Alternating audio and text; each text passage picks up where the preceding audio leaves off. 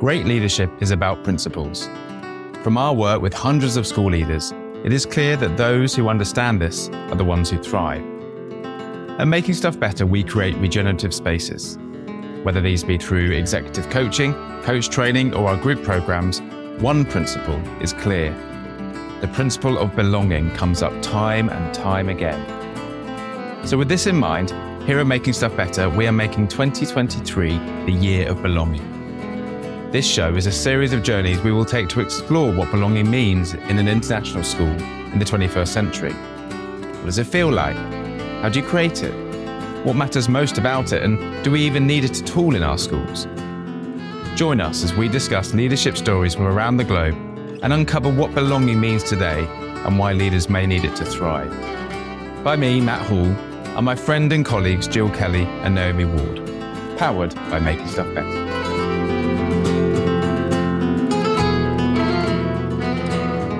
Great, lovely. Well, welcome to this latest edition of the MSB podcast, Principles.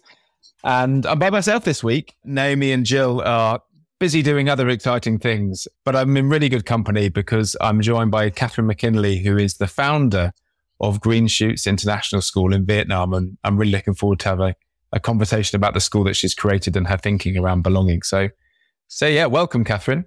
Hi, thanks for having me and nice to talk to you. Let's start as we always do. I'd just love you just to give us an introduction of who you are and what you do and what you're doing here. Okay, so I am born and bred rural Oxfordshire, but in my mid-teens ended up in Singapore thanks to my parents' work, and I went through my middle years and high school years at the United World College of Southeast Asia in Singapore, which was transformational for me as a student, as a 13 to 18-year-old. Just being exposed to not only the internationalism of it, but the philosophy behind the EWC movement.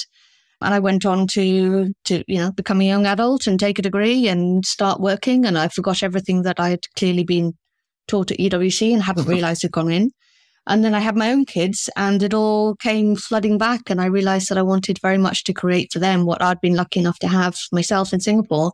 And that was kind of the genesis of Green Shoots. My kids were born, by that time we lived in Vietnam. My kids were born in Hanoi and they went to a fantastic nursery school in Hanoi. And then they enrolled in a French program for primary school, which wasn't as, I guess, outward looking perhaps or inclusive as I would have wanted. And yes, Green Shoots was born from that. It was my desire to create for my own kids what I'd been lucky enough to have myself.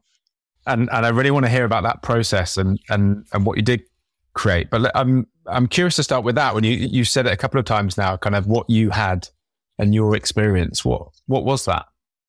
I think the core sort of philosophy behind the EWC movement is based on the philosophy of an educational philosopher called Kurt Hahn, who I'm sure you're probably aware of, but he was the founder of Gordonstoun School, which is where Prince Philip and the current king were educated. It was the basis of what became the Duke of Edinburgh Award, and the philosophy behind it is very much, well, the phrase that they use is, there is more to you than you think.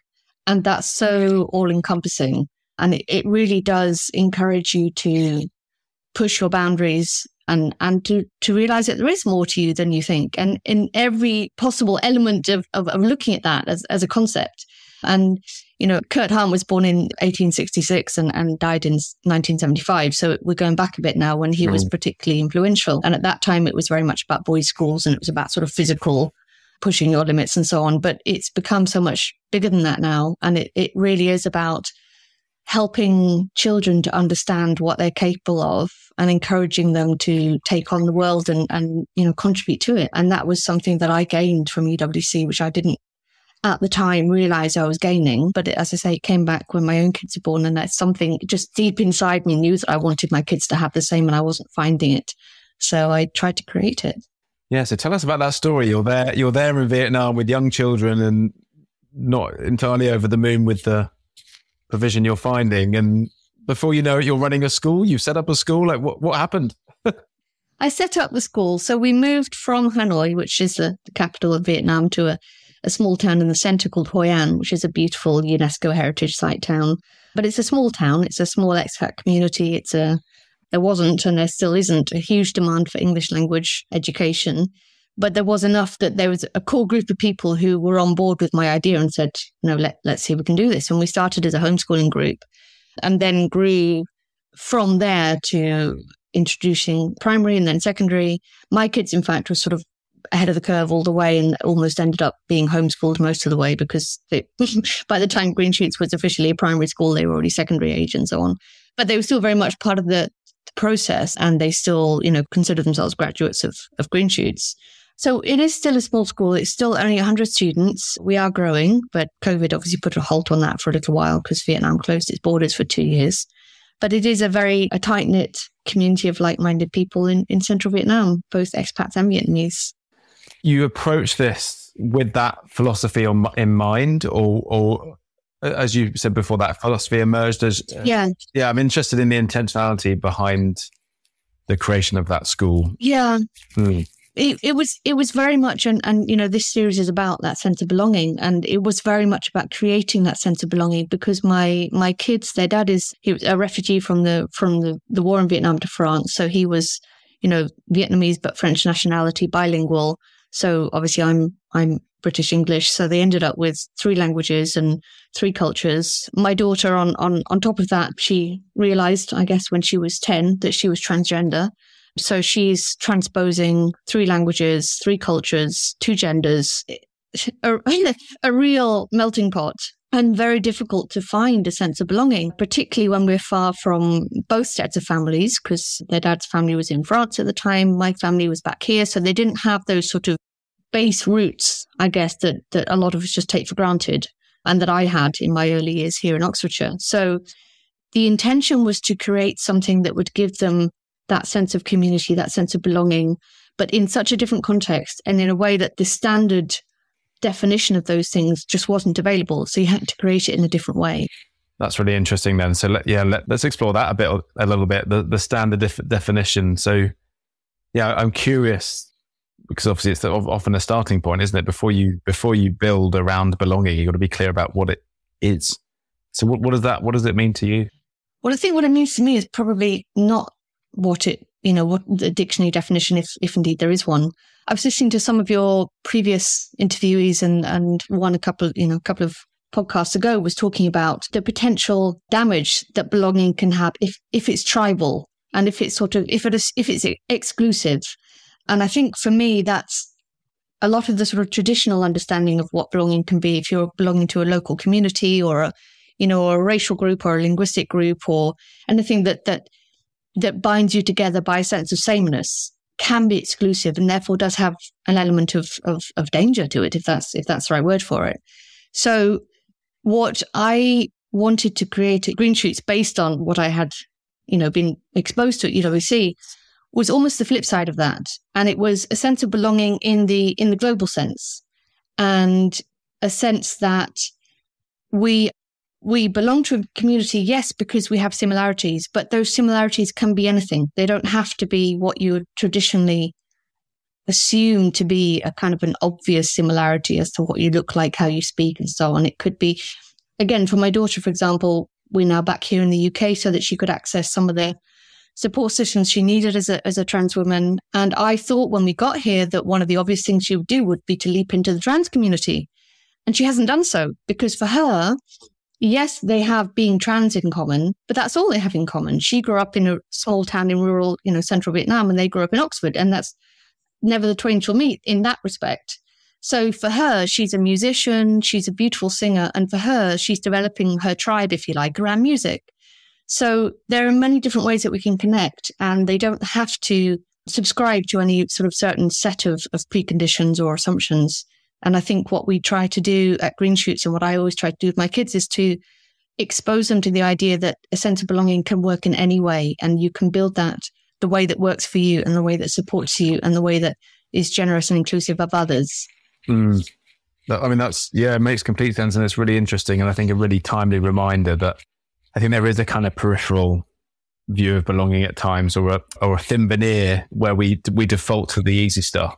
Sexuality, gender, race, ethnicity, and we assume commonalities that maybe don't exist. And I think I think that your point there is a really healthy one, that we have to be really careful of those assumptions. Yeah. within the curriculum, and this is a very sort of simplistic starting point, but a lot of international schools will use the Global Perspectives curriculum, which Cambridge have it within their secondary curriculum. I believe they're bringing it down to primary now as well. The IB obviously was sort of the leader in this in terms of looking at the world from a global perspective. But the very course itself is about learning around the concept of sort of concentric circles of belonging. So you've got local, national, and international, and those are geographical boundaries, obviously, but we're looking at how those intersect, how you can belong in all of those different arenas at the same time. Because belonging is a basic human need. We all have it. It's not something to be denied. You can't kind of, suggest to somebody, well, you don't need a tribe. We all need a tribe. But I think the critical point is that tribe can happen at any level and must be, not can be, must be inclusive rather than exclusive. And that's where we tried to, start looking at this from. So let's explore that a bit more, if you don't mind. I can hear the why and some of the philosophy Yes. behind and certainly so clear around intentionality. Yeah, tell me a bit more about the how. So and again, maybe you're there with a building. You're there with, I don't know. Literally, I'm curious. You're there with a blank piece of paper. How did you begin to build the school and specifically build belonging into the school? The critical thing for us, anyway, was to focus on values. Because those are things that we can share. Those are areas that we can create commonality, but they don't relate to any specific way of life or place of life or language of communication. So we are very strongly a values-led school, and our core value is respect, which we use to unite all of the other values. So we have our other school values are sustainability, integrity, independence, thoughtfulness, tenacity, adaptability, and cooperation. So I realize that's a long list. And it's fairly diverse. But those are the things that we believe can bring people together and are focused on being inclusive. So, how do you respect other people? How do you respect the world that we're in? How do you adapt in a way that is inclusive? How do you cooperate? How do you overcome the difficulties collectively rather than exclusively? So values, I think, are a really important starting point. And those can be lived at all sorts of different levels through the school, and everything from, remembering to say thank you to the lunch lady who served you your noodles, right through to, everything. I mean, the topic of conversation during assemblies, the murals that we have painted on the walls, it just permeates everything. And that, I think, is a really solid foundation. And to what extent, I'm curious about the timelines in that, I know often school leaders come to the topic of belonging, maybe not at the beginning of the journey. I mean, often people, often as a school leader, your most common one is you've inherited a school and you may need to revisit the values and the vision periodically. Sort of back to front, I think, because you talk about school leaders. I'm not a school leader. I'm a mum. I'm not an educator by training. And as soon as it was possible for me to back away from the sort of the daily part of the leadership of the school, I did so because I'm not actually qualified to do so. So I think I came at it from the perspective of the values that I wanted to instill in initially my children, but then those who joined us later at the school. And I kind of built from there. So in a way, I was fairly fortunate because I was given a blank slate, or I created a blank slate in a way that most school leaders don't. So I haven't had to reinvent the wheel, if you like, because there was no wheel where I started. So it's a slightly different situation. But I think if you have the buy-in of your school leadership, whoever it is that ultimately is the decision maker, these things are very doable. If you don't, however, they're probably not. And that is the critical difference. You've got to have whoever is the senior decision maker on board with making these changes. But I think assuming that you have, they are very doable changes because there's an awful lot of resources out there. And if you've got, you're hiring the right teachers who are values aligned, and that's a critical thing for us. We'll look at somebody's professional qualifications, of course, but I want to say it's a secondary consideration, but actually it's kind of a primary consideration, is that we will hire based on someone's values alignment, because that's the only way that you can be sure that what's happening in the classroom and in the playground and in the ECAs and so on is all in line with what you're trying to instill in these kids, this sense of self and this sense of belonging to a community through the values. How do you do that? I'm just really interested in the mechanics of that. I'm not actually the one who does it on the ground, but what I do know that we have, it's a large part of the interview process. So we have very specific questions that try to dig that out. We'll give a sort of a set of scenarios and say, well, how would you act in this situation? Or how would you respond to a child doing this or telling you this? Or, to try and tease out where people stand on certain issues and whether or not they are in line with where we're at. Obviously, referencing as well is another thing we include in our reference questionnaires, various pointers as well that will inform us of how that person is as an educator rather than just how they are qualified as an educator, which is a very different thing. Yeah, I get it. And again, it's I guess what I'm hearing and what you're saying is, again, there's a real, there's nothing that's left to accident, that you lead with the values and the competency comes second. Yeah, because there are an awful lot of very competent teachers out there, and we're lucky that, we don't have a sort of a shortage of applicants who are competent. But yes, I think that is the critical thing. It has to be intentional. And sometimes it's difficult to do that because for myself, as I was so lucky to have this instilled in me without even thinking about it, I didn't know what was happening at the time. I was just a kid.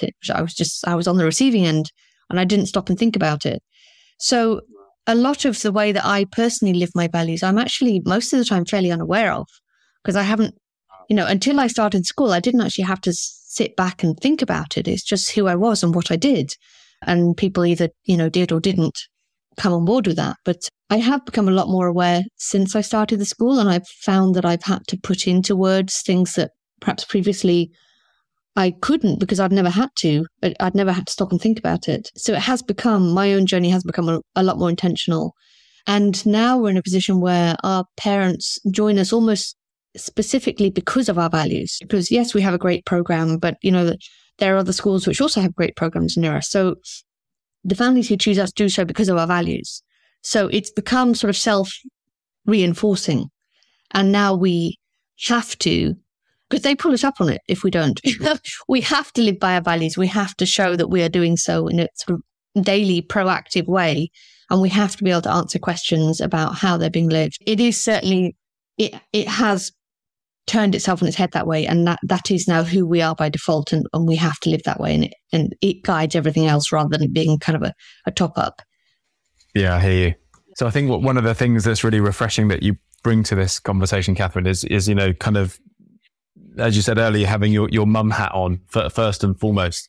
And that's really, really interesting as a lens by which to view this. And so often we view schools as professionals through our professional lens. Obviously, you're still a mum and, the kids are older and have graduated now.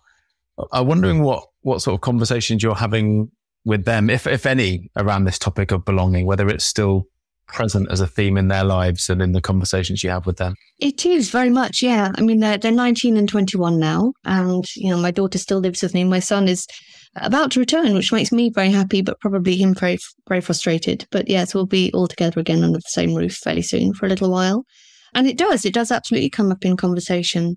I think perhaps more with my daughter, possibly because of her trans identity and everything that throws into the mix, and also because she's chattier, she's a girl. But with my son as well, he's been living in Amsterdam for the last couple of years, and he has sort of, I guess, honed in a bit more on his European identity. He had longer in the French school in Hanoi. He's a more fluent French speaker than his sister. She associates more with her Vietnamese identity. So if you're looking to, find correlations in that traditional sense, then even two kids who are raised in the same household by the same parents have ended up in very different places. But we do talk about it. It does come up because we are a very mixed family, and they've moved around. They've had to adapt and become parts of different worlds with different people. And I think one of the fundamental things when we do discuss it is having knowledge of self, knowing who you are, and particularly for international kids, for third culture kids. A lot of them don't have that sort of basis, which I had here in Oxfordshire, to establish a foundational sense of self. They don't have a geographical home base. They may not have a single first language. They may have parents of different nationalities or cultures, and they don't know which one is the one they're supposed to refer to. So there's a lot of sort of open questions there. And I think when I discuss it with my kids, the conclusion we reach is that you don't need those things to know who you are. They don't define you. You define you. So you pick and choose from the bits of your experiences that make sense to you, and you use those to create who you are. And I can understand, as someone who did have that solid foundation, it must be a very difficult process to go through. And I've not been through it myself. I haven't had to do it as a child. I had to do it as an adult coming back to the UK after so many years away, but I haven't had to do it as a child. So I can't speak from first-hand experience, but from theirs, it's very much the case that they are, and I can see them doing it in different ways, picking from their shared experiences and more recently their separate experiences to decide which bits are the foundations of who they are themselves.